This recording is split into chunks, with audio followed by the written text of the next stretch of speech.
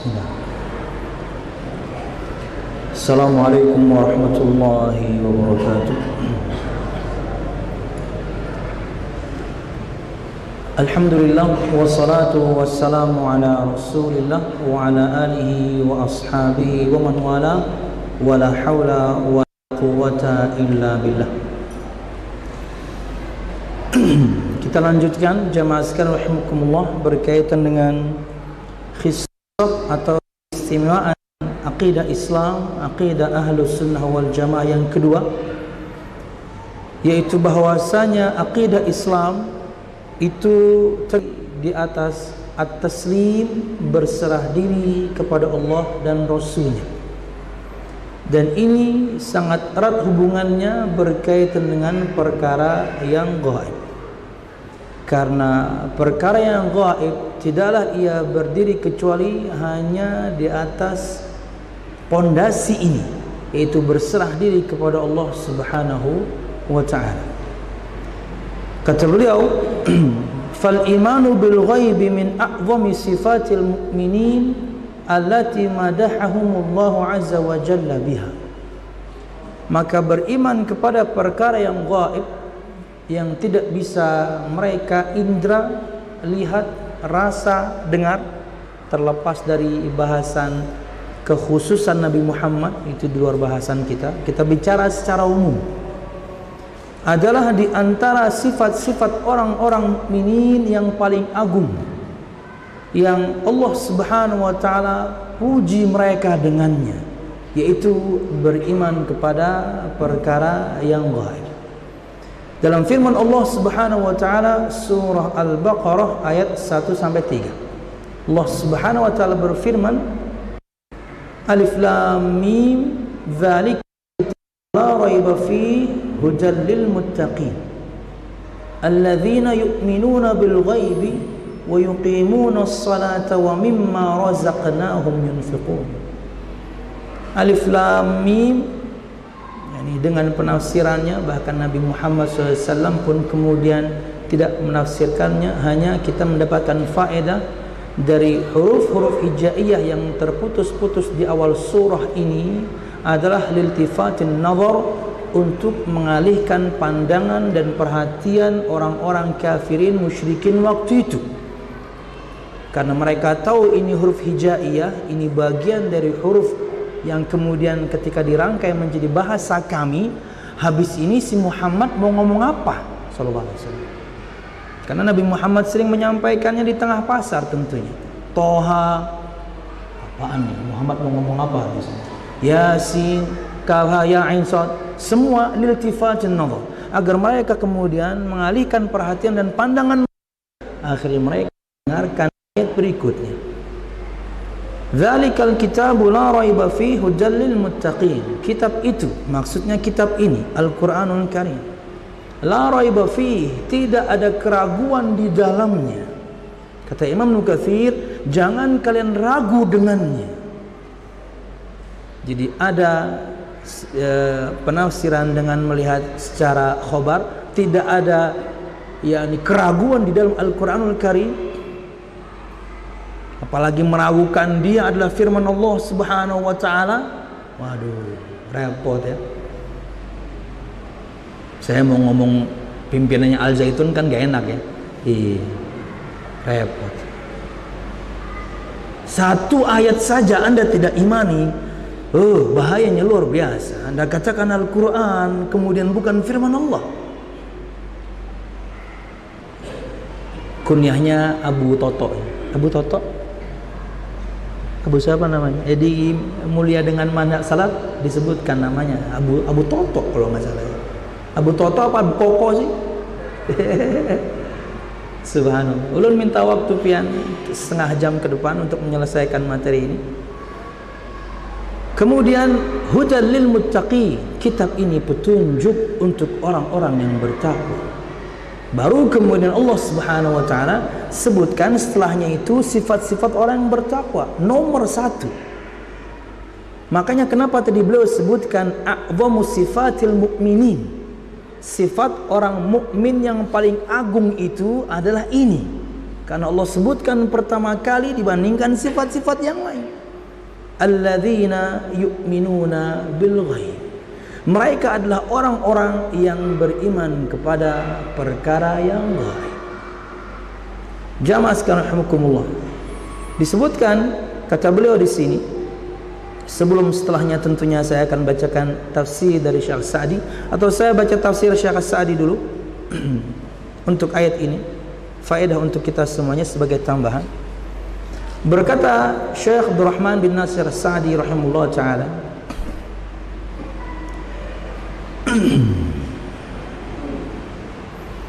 faqala alladzina yu'minuna bil ghaib.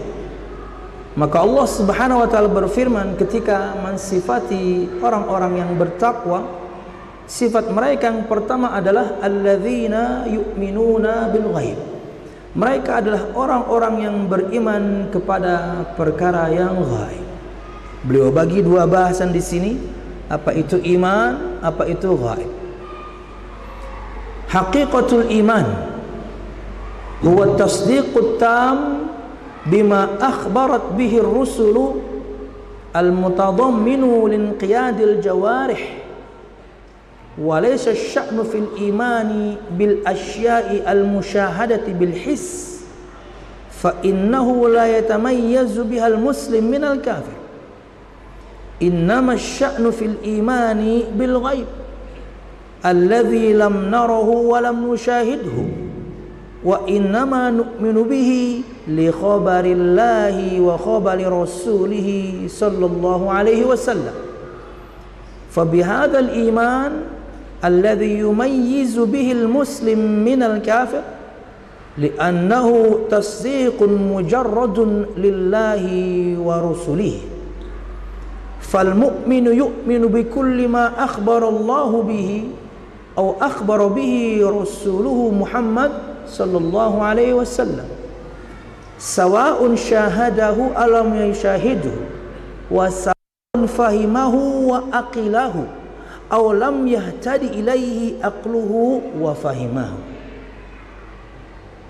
Berkata Syekh Abdurrahman bin Nasir As-Sa'di, hakikat iman kan disebutkan tadi alladzina yu'minun, mereka adalah orang-orang yang beriman.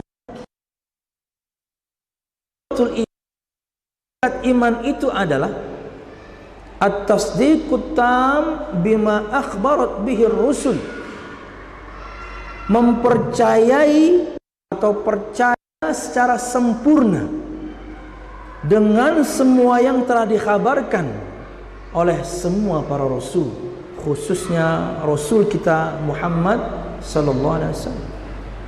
Itulah makna iman secara hakiki, mempercayai semua kabar yang Nabi Muhammad sallallahu alaihi wasallam beritakan. Bahkan ketika seorang mengatakan asyhadu anna Muhammadan Rasulullah, saya bersaksi bahwasanya Muhammad Rasul Allah, konsekuensi pertama kita mengatakan hal tersebut membenarkan semua berita yang Nabi Muhammad bawa, entah itu tentang masa lalu atau masa datang, umat-umat terdahulu, bagaimana nanti di akhir zaman, semua yang masuk akal atau tidak. Selama kemudian telah kita telusuri riwayatnya, jika hadis ia adalah sahih, apalagi kemudian yang beliau sampaikan kepada kita adalah firman Allah Subhanahu wa taala, tidak boleh ada keraguan untuk membenarkan semua berita yang Nabi Muhammad sallallahu alaihi wasallam bawa. Termasuk di antaranya perkara-perkara gaib. Selama hadisnya sahih, Bukharikah, Muslimkah, atau dari para imam yang lainkah, Nabi Muhammad SAW menyampaikan tentang perkara gaib, misalnya tentang nanti huru-hara hari kiamat, bagaimana surga, bagaimana neraka, bagaimana semua yang ada di sana. Selama hadisnya sahih, sami'na wa ta'na. Selama ia sahih, kami akan membenarkannya. Apalagi berkaitan dengan sifat surga, sifat neraka, murni hanya at-taslim. Akal kita tidak pernah akan bisa kemudian menggambarkannya. Jangankan perkara gaib yang kita tidak lihat, kita tidak dengar, kita tidak rasa. Sesuatu yang seharusnya bisa dilihat saja, tapi kita belum pernah lihat, Anda nggak bisa gambarkan. Diperlihatkan kepada Anda pun Anda tidak bisa menggambarkannya, menerangkannya. Sebelum zaman sekarang misalnya, orang misalnya sampai kutub, kemudian mengambil gambar tentang aurora, tahu aurora ya? Ada dia padahal, bisa dilihat ia padahal. Tapi ketika seorang sudah melihatnya dan menghabarkannya ke kita, duh gimana ya? Karena nggak ada bisa kita gambarkan, karena kita belum lihat. Kecuali kemudian atau kan di masa-masa seperti sekarang ini kita tahunya, sebelum itu nggak pernah tahu kita apa itu aurora. Ini contoh doang, ada barangnya, ada bendanya, bisa dilihat, tapi kan kita belum ke sono. Begitu ada liputan, oh ada rupanya. Nah, jamaah sekalian rahimakumullah, kata beliau, yang namanya hakikat iman itu betul-betul membenarkan, mempercayai secara utuh, sempurna semua kabar dari para rasul, khususnya Nabi dan Rasul Muhammad sallallahu alaihi wasallam. Al-mutadhamminu linqiyadil jawarih, di mana iman tersebut kandungannya ketika kita mempercayai semua berita yang dibawa oleh Rasulullah sallallahu alaihi wasallam dan ia adalah sahih. Karena kita tahu Nabi Muhammad la yantiqu anil hawa in huwa illa wahyu yuha. Tidaklah dia berkata-kata dari hawa nafsunya, semata-mata ia adalah wahyu yang diwahyukan kepadanya. Kata beliau, ma yakhruju min fiyya illa al-haq, tidak ada yang keluar dari lisanku ini kecuali kebenaran. Kata seorang sahabat, wahai Rasul, bukankah terkadang kau juga bercanda? Nabi Muhammad ulangi sabdanya, tidak ada yang keluar dari mulutku ini kecuali kebenaran. Wahyu Allah subhanahu wa ta'ala yang mengandung praktek anggota badan, membenarkan semua kabar dari Rasulullah SAW yang kemudian kandungannya ada praktek dari al-jawarih. Nanti kita akan sampai pada poin bagian dari al-jawarih, yaitu keyakinan. Perhatikan. Kata beliau rahimahullah, walaysa sya'nu fil imani bil asya'il musyahadati bil his. Bukan menjadi pokok bahasan mengimani sesuatu yang bisa dilihat, bisa diindra. Semua kita bisa lihat, ya kita berimanlah. Semua kita bisa mengindranya, ya kita beriman. Nggak ada bedanya antara muslim dan kafir. Mengimani rembulan, mengimani matahari misalnya, nggak ada bedanya muslim sama kafir. Lalu kita bisa lihat semua. Itu bukan pokok bahasan kata Imam yakni As-Sa'di. Tapi kata beliau, wa innama fa innahu la yatamayyazu bihal muslim minal kafir. Kalau kemudian iman itu hanya sesuatu yang bisa kita saksikan saja, kita indra saja, maka tidak ada istimewanya seorang muslim dibandingkan orang kafir. Kita beriman kepada azab kubur, kita beriman kepada fitnah kubur. Orang kafir tidak mengimaninya. Tapi kalau semua kita dengar ada orang diazab di kuburannya, muslim kafir beriman. Akhirnya tidak ada bedanya muslim sama kafir. Kenapa? Semuanya meyakini kok. Ketika buruk perlakuannya di dunia, ketika begitu pendosa dia ketika di dunia, ketika dikuburkan, semua kita dengar dia sedang diazab. Kan di antara perkataan orang-orang kafir adalah bahwasanya kalau mati ya mati aja, tidak ada kehidupan berikutnya. Makanya ketika mereka ada masalah bunuh diri kan. Dan tidak sedikit di antara mereka orang sangat populer kan. Kenikmatan dunia sudah mereka rasakan semuanya, yang belum mati aja, makanya bunuh diri. Karena azab dan nikmat di alam kubur sana, kita mengimani berdasarkan firman dan sabda. Karena tadi nomor pertama tadi itu sumber kita, wahyu Allah. Kalau sudah berbicara perkara gaib, hanya firman dan sabda. Di luar itu Anda jangan berani ngomong. Karena kemampuan kita, akal kita sangat terbatas. Kalau Anda berani berbicara di luar firman dan sabda berkaitan tentang perkara gaib, Anda pasti berkhayal. Dan Anda kalau sudah berkhayal dan kemudian masuk bab asma dan sifat Allah, mesti sesat. Karena itu perkara gaib yang paling tinggi yang kita harus bahas pertama kali. Mesti menyimpang.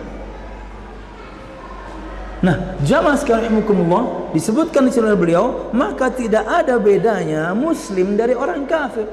Kalau kemudian iman itu hanya sesuatu yang bisa kita lihat dan kita indra saja. Yang merasakan nikmatnya si mayit di kuburan, yang merasakan azabnya si mayit di alam barzah, kita yang hidup nggak bisa.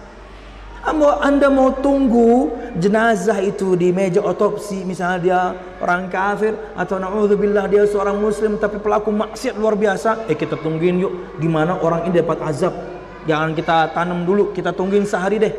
Tunggu kamera pasang sana sini luar, nggak tahu Anda. Karena yang merasakan nikmatnya di alam barzakh itu si mayit, yang merasakan azabnya di alam barzakh itu si mayit. Jangankan di alam barzakh, di alam nyata seperti ini saja. Saya kalau katakan misalnya, Pak, dari tadi saya sakit perut.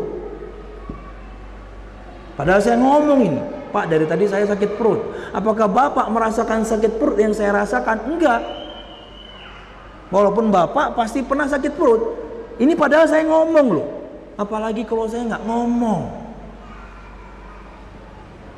Di alam nyata berhadapan kita, ngomong saya, Bapak tidak merasakan yang saya rasakan. Atau misalnya baru-baru ini gitu ya, ada seorang ikhwan kemudian nazar kepada seorang akhwat, kemudian ditolak, Anda nggak bisa rasakan sakitnya itu. Contohnya bagus ya? Nggak bagus sih. Menyakiti contohnya. Saya ingin sampaikan, ikhwannya itu teman kita, di samping kita, nyata dia. Aduh, ana sakit hati ini. Kenapa tadi ana nazar bukan 1-2 hari dikasih waktu, ana langsung ditolak. Antum bisa rasakan nggak yang ana rasakan? Nggak bisa. Padahal dia ngomong. Syekh Utsaimin menyebutkan juga perkara yang demikian, bahwasanya di antara dalil yang menunjukkan akan hal tersebut, karena mereka katakan azab dan nikmat kubur nggak mungkin. Kata beliau, contoh di dunia, kata beliau, ada orang tidur mimpi indah, ada orang tidur mimpi buruk. Tapi bagi orang yang terbangun melihat yang tidur ini, dia nggak tahu nih sedang mimpi apa ini. Dia tidak bisa rasakan mimpi indah temannya, dia tidak bisa rasakan mimpi buruk temannya yang satunya, karena mungkin lagi itikaf gitu ya, kemudian istirahat, yang satu tidur mimpi indah, yang satu tidur mimpi buruk. Dia mungkin belum ngantuk baca Quran, dia tidak bisa rasa mimpi teman-temannya ini. Yang dia tahu teman-temannya tidur. Di alam nyata, kata Syekh Utsaimin, kita tidak bisa rasakan yang orang lain rasakan. Padahal tadi saya ngomong, ulun ngomong tadi sedang sakit perut. Kecuali misalnya saya nggak ngomong saya sakit perut, tapi kemudian ada bau yang semerbak, bekantut Ustadz nih, nah kan ketahuan ya. Di alam nyata berhadapan kita, ngomong saya, Anda tidak bisa rasakan yang saya rasakan. Apalagi saya nggak ngomong, nggak tahu Anda apa yang saya rasakan. Yang merasakan nikmatnya alam barzakh itu dia, yang merasakan azab itu dia, bukan yang hidup. Kalau kemudian semua kita bisa dengar orang sedang diazab di kuburannya, niscaya semua orang akan beriman. Kalau semua orang beriman, lah berarti Allah ciptakan surga neraka, nggak ada gunanya itu neraka. Berarti Allah menciptakan neraka sia-sia. Kenapa? Semua orang beriman. Kenapa? Karena semua orang dengar yang bermaksiat kepada Allah diazab semua dikubur. Disitulah inti bedanya yang beriman dengan perkara yang gaib dengan yang tidak. Kita beriman kenapa? Kabar dari Muhammad sallallahu alaihi wasallam, dari firman Allah Subhanahu wa taala, dari sabda Nabi Muhammad sallallahu alaihi wasallam. Kata Allah Subhanahu wa taala, tolong cek ayat berapa ini? An-naru yu'raduna 'alaiha ghuduwan wa 'ashiyya wa yawma taqumu as-sa'ah adkhilu ala fir'auna ashaddal 'adzab. Ini contoh doang. Tolong dibantu, surah apa itu? An-naru yu'raduna 'alaiha ghuduwan wa 'ashiyya. Api neraka dipampangkan, diperlihatkan kepadanya Firaun dan keluarganya. Atau bisa Firaun yakni sendiri. Ghuduwan wa 'ashiyya, pagi dan petang. Wa yauma taqumus saah, dan ketika ditegakkan hari kiamat dikatakan masukkanlah keluarga Firaun atau Firaun sendirian ke dalam neraka Allah dengan azab yang sangat pedih. Dari mana kita tahu ayat ini tentang azab kubur? Dari rentetan kejadian. Api neraka diperlihatkan pagi dan petang, dan ketika terjadi hari kiamat, berarti waktu belum terjadi hari kiamat ini. Saya ulang, dari mana ayat ini kita tahu dia adalah ayat tentang azab kubur? Allah berfirman, neraka diperlihat, bagaimana Anda tidak tersiksa, Anda tahu kemana Anda akan kembali. Diperlihatkan setiap hari kepada Anda, ini tempat kembalimu, nerakaku. Tersiksanya luar biasa. Bukan lagi kemudian ketika sudah meninggal. Orang ketika mau meninggal diperlihatkan tempat kembalinya. Ghafir 46. 46 ya, udah pensiun. Jamaah sekalian rahimakumullah. Nomor 46 udah pensiun. Api neraka diperlihatkan kepadanya pagi dan petang, dan ketika terjadi hari kiamat, oh berarti diperlihatkannya ini sebelum hari kiamat. Kapan? Di alam barzakh. Allah berfirman tentangnya, Nabi Muhammad bersabda tentangnya. Ya, kata Nabi Muhammad SAW, laula an la tadafanu la da'autullaha ayusmi'akum min adzabil qabri alladhi asma'u minhu. Jika kalian tidak saling menguburkan satu sama lain, tapi kan kalian akan saling menguburkan satu sama lain. Ada yang meninggal, kita kuburkan, kita meninggal, kita diantar dan dikuburkan. Kata Nabi Muhammad, jika kalian tidak saling menguburkan satu sama lain, maksudnya kita nggak ke kuburan untuk antar teman kita yang meninggal duluan, tapi kita akan melakukannya. Jika kalian tidak saling menguburkan satu sama lain, saya ingin berdoa kepada Allah agar Allah memperdengarkan kepada kalian azab kubur yang aku dengar. Nabi Muhammad ngomong, beliau dengar karena diperdengarkan. Kalau sampai Nabi Muhammad tidak Anda percayai, siapa lagi yang Anda akan percaya habis itu?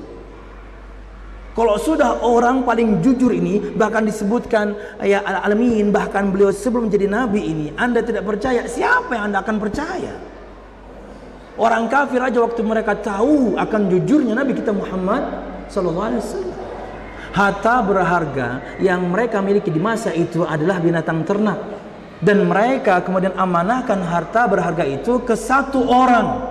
Tentu orang ini orang yang jujur dan amanah.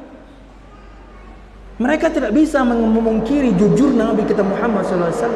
Bahkan ketika Nabi Muhammad bikin challenge, bahwasanya kalau saya katakan kepada kalian bahwasanya dari balik bukit ini ada musuh yang siap menyerang kalian, kata Nabi Muhammad, akuntum musaddiqiyya, apakah kalian akan mempercayai aku? Kata mereka, ya tentu. Kami tidak pernah mendengarkanmu berdusta sekalipun. Orang kafir tahu. Ini kan kita kaum muslimin sekarang digembosi untuk tidak mempercayai Muhammad SAW. Betul-betul perkataannya persis seperti perkataan orang musyrik waktu itu. Yang disampaikan Muhammad itu hanya dongeng. Persis 1400 sekian tahun berikutnya sama yang mereka sampaikan. Dongeng aja itu yang disampaikan Muhammad, surga neraka, mati ya mati aja udah. Dongeng itu, subhanallah. Kalau sudah Nabi Muhammad tidak Anda percaya, siapa yang Anda percaya setelah itu untuk mengisi iman di hati? Ya, kata beliau, maka tidak ada bedanya seorang muslim dari orang kafir. Kalau iman itu harus kita lihat dulu. Kalau beriman itu fokusnya sesuatu yang bisa kita lihat, kita dengar, kita indra, kita rasa. Muslim kafir nggak ada beda. Tapi kita beriman dari semua berita dari Allah, dari semua berita dari Nabi Muhammad, contoh tentang azab nikmat kubur tadi, dan tentang perkara-perkara gaib yang lain. Contoh doang misalnya nih, kata Nabi Muhammad SAW, udzinali an uhadditsanakum an malakin min malaikatillah hamalatul arsh ma bainahi masiratu sab'umi'ati am. Riwayat Imam Tabrani.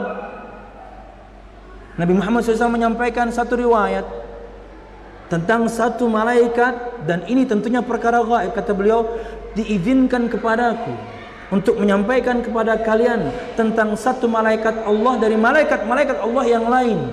Yang aku ingin sebutkan malaikat para penopang arsh, hamalatul arsh. Kemudian Nabi Muhammad mensifati malaikat ini, jarak antara ujung kupingnya, Nabi Muhammad sebutkan kuping untuk malaikat. Di hadis yang lain, jarak antara kedua ujung kupingnya, berarti kupingnya dua, sampai pundaknya, Nabi Muhammad sebutkan pundak sekarang. Bukti malaikat Allah itu berbentuk. Malaikat Allah itu bukan rohani, bukan. Ada bentuknya. Di ayat yang lain disebutkan tangan, di ayat yang lain disebutkan mulut, di ayat yang lain disebutkan mata, di ayat yang lain terlalu banyak sifat malaikat, disebutkan sayap.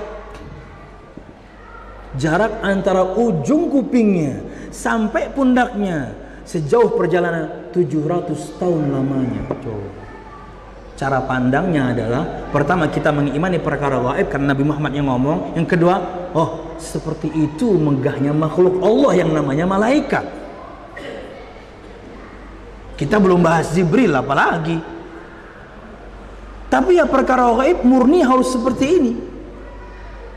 Hanya dari firman dan sabda, Anda nggak bisa ngayal. Makanya Nabi Muhammad ketika mensifati Burak, tunggangan beliau waktu itu, hanya 3 sifat kan, panjangnya, perawakannya, warnanya. Orang kalau kemudian yakni terlalu berkhayal, macam-macam sudah khayalannya. Ini kayak kuda tapi badannya manusia, ini kayak kuda tapi badannya manusia, perempuan lagi, kemudian ada tanduknya, ada sayap, bisa terbang. Macam-macam. Kenapa? Banyak khayalan. Akal Anda tidak mampu. Bagaimana satu binatang, satu langkahnya sejauh mata memandang itu gimana? Dan Nabi Muhammad menungganginya cepat sekali. Dan Nabi Muhammad tidak pakai wearpack, Nabi Muhammad tidak pakai helm, Nabi Muhammad tidak pakai itu semuanya. Dengan kecepatan seperti itu, harusnya tubuh Nabi Muhammad terkoyak dong. Beliau manusia kok. Marquez saja suruh pakai kaos oblong, kemudian celana pendek, pakai sendal jepit, coba 1 lap, masuk cari tolak angin.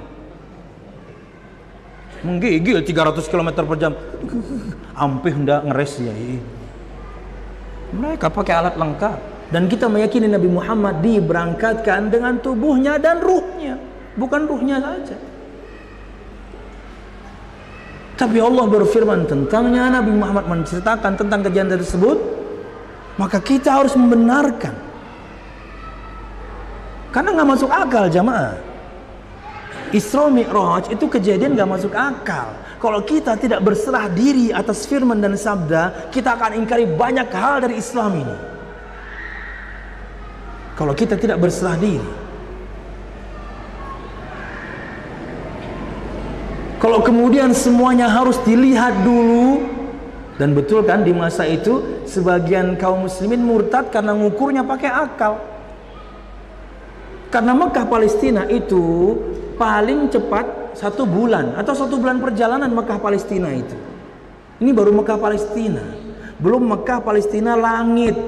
Dan Nabi mengatakan tadi malam, artinya cuma 7-8 jam. Siapa yang percaya? Sebagian murtad disebutkan kala itu karena mengukurnya salah, bukan dengan berserah diri akan firman dan sabda. Belum lanjutkan sedikit lagi. Belum setengah jam kan, baru 5 menit tadi ya? Belum setengah jam. Innama sya'nu fil imani bil ghaib alladzi lam narahu wa lam nusyahidhu. Sesungguhnya yang menjadi pokok bahasan itu adalah beriman kepada perkara yang gaib, yang kita tidak lihat, yang kita tidak saksikan. Innama nu'minu bihi li khabarillah wa khabar rasulih. Sesungguhnya hanyalah kenapa kita beriman kepada perkara gaib, karena berdasarkan kabar dari Allah dan kabar dari Rasulnya Muhammad sallallahu alaihi wasallam. Perkara gaib murni harus dengan firman dan sabda. Nggak bisa kira-kira, nggak bisa menurut saya kira-kira, nggak bisa. Ketika disebutkan sayap untuk malaikat Allah, kata Syekh Abu Bakar Jabal Al-Jazairi, sayap ya seperti sayap burung. Detailnya kita nggak dikasih tahu. Tapi sayap ya seperti sayap burung. Tidaklah Allah berfirman kecuali dengan satu lafaz yang maknanya kita faham. Tidak Allah berfirman dengan satu lafaz Al-Quran kecuali maknanya kita faham. Tapi hakikatnya terkadang ditutup untuk kita. Gimana malaikat Allah Jibril punya 600 sayap, di mana standar malaikat yang lain sayapnya 2, 3, 4. Itu pun tidak disebutkan apakah 2 kanan 2 kiri, 3 kanan 3 kiri, 4 kanan 4 kiri, nggak disebutkan. 2, 2, 3, 3, 4, 4. Dan Allah menambahkan dalam penciptaan sayap malaikat Allah sesuai kehendaknya. Jibril 600. Satu dia kepakkan, satu dia buka, ketutup cakrawala ini, barat sampai timur, jebret, habis. Gimana? Nabi Muhammad pernah melihatnya langsung dan beliau menyampaikan ke kita sampai kita nggak paham, sampai kita tidak mengimani, selesai. Kalau anda ngukur dulu dengan akal, gimana ya? Harusnya anda tadabburi, harusnya anda tafakkuri. Jika seperti itu makhluk Allah Subhanahu wa taala, bagaimana dengan Sang Pencipta? Iman anda pasti bertambah jadinya gara-gara bahas iman kepada malaikat doang. Itulah kenapa kajian-kajian akidah, kajian-kajian tauhid harus terus disampaikan. Karena sekarang yang sedang digempur adalah itu, perkara akidah. Kita dibikin ragu akan satu ayat ini, kita dibikin ragu akan satu ayat itu, minimal dipasang syubhat padanya. Kalau kita nggak belajar, selesailah, sudah. Ada satu firman anda tidak mempercayainya, yang lain sih saya percaya, tapi ayat ini enggak nih. Apaan laki-laki 2 kali lipat perempuan? Nggak adil. Yang menyerukan siapa? Kaum muslimin, dai di kalangan kaum muslimin. Coba. Jamaah sekalian rahimakumullah, kita lanjutkan sedikit lagi. Fahadhal imanul ladzi yumayyizu bihil muslim minal kafir. Maka iman yang seperti inilah yang membedakan antara muslim dan kafir, li'annahu tasdiqun mujarradun lillahi wa rusulih. Karena ia murni membenarkan kabar dari Allah Subhanahu wa taala dan juga Rasulnya Muhammad sallallahu alaihi wasallam. Fal mu'minu yu'minu bikulli ma akhbarallahu bihi aw akhbara bihi rasuluh. Maka seorang mukmin beriman dengan semua kabar yang Allah kabarkan atau yang Rasulnya kabarkan Muhammad SAW, sawa'un syahadahu aw lam yusyahidhu. Apakah kabar itu dia lihat atau tidak? Karena kalau bab-bab pengecualian tentang perkara gaib, contoh seperti rintihan mimbar ketika Nabi Muhammad tinggalkan. Kala itu Nabi Muhammad mimbarnya hanya batang kurma dipotong, Nabi Muhammad berdiri di situ. Oke? Waktu berlalu, para sahabat bikinkan untuk Nabi Muhammad mimbar. Nabi Muhammad tinggalkan batang itu, dan kala itu para sahabat diperdengarkan suara rintihan. Suara rintihan seperti onta mau melahirkan. Tapi waktu itu di sana nggak ada onta. Artinya diperdengarkan untuk mereka kala itu satu perkara gaib yang Nabi Muhammad dengarkan. Ini bab-bab pengecualian. Bab-bab pengecualian. Kalau di ilmu tasawuf disebut dengan istilah kasyaf. Nantilah kapan-kapan. Biar Ustaz Haikal aja yang bahas. Saya pusing tuh. Ya, ada bahasannya memang. Bab-bab pengecualian. Tapi kadang-kadang kita berlebihan membahasnya. Kalau sudah berbicara tentang karomah para wali, kadang-kadang berlebihan. Bahas bagaimana mestinya saja, jangan kemudian berlebihan. Makanya kalau orang mendapatkannya amrun khariqun lil ada, satu perkara luar biasa, nggak biasa orang umum mendapatkannya, simpan untuk anda, nggak usah cerita-cerita. Saya tadi, situ nggak akan percaya. Kenapa? Saya tadi dari hotel jatuh, saya dari lantai 5. Terus ya ini saya nggak apa-apa. Wah, coba ulang pak. Papa. Coba ulang pak. Patah-patah itu. Kala itu diselamatkan. Saya tadi tabrakan. Lihat aja tuh bekas mobil saya, penyok semuanya. Kalau kamu lihat tuh bagian supirnya itu, saya tadi di situ. Habis penyok, tapi saya masih hidup. Wah, masya Allah. Coba pak tabrakan lagi, mati. Allah berikan kala itu. untuk sebab-sebab tertentu. Kapan-kapan lah ya. Tahun depan kita kesini lagi. Mantap. Dikit lagi jamaah. Maka iman yang seperti inilah yang membedakan antara muslim dan kafir, yaitu membenarkan yakni semua berita yang datang dari Allah dan juga Rasulnya. Maka seorang mukmin mengimani semua yang Allah kabarkan, dan seorang mukmin mengimani semua kabar yang Nabi Muhammad kabarkan. Entah dia lihat atau dia tidak lihat, entah dia faham atau akalnya tidak faham. Banyak perkara tidak masuk akal, bahkan dalam perkara syariat. Pak, ada orang ngumpulin duit lama, daftar haji, kemudian antrinya lama, sampai di sana berebut cium batu. Coba Pak, coba. Ngantri lama nih untuk Banjarmasin atau Kalsel, nggak tahu kalau Kalbar ya. Kalsel itu saya lihat punya Mas Adit, Pak Reza. Dia lihatkan ke saya, Tat, ini hasil daftar ulunnya. Perkiraan pergi 2060, 37 tahun. Ente udah jadi kakek-kakek pergi waktu itu. Itu juga kalau ente masih hidup. Sorry Mas Adit. 37 tahun antrinya. Oke? 37 tahun antrinya, sampai sana berdesak-desakan, sikut kanan sikut kiri, ingin cium batu. Coba. Kalau Anda memikirkannya dengan akal, mengusap di atas 2 khuf,